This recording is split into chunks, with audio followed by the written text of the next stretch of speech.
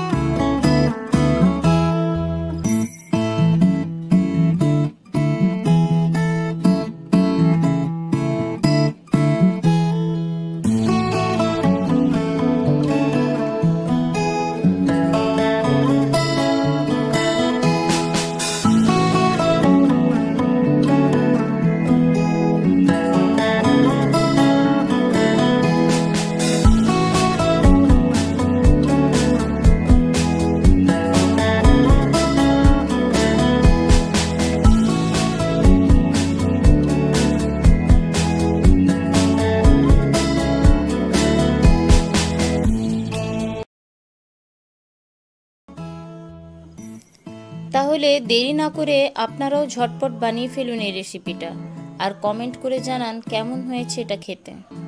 রেসিপিটা ভালো লাগলে শেয়ার ও লাইক করতে ভুলবেন না, আর পরের রেসিপিটা দেখার জন্য চ্যানেলটা সাবস্ক্রাইব করে রাখুন। আজ এখানেই শেষ করলাম, আবার আসবো একটা নতুন রেসিপি নিয়ে।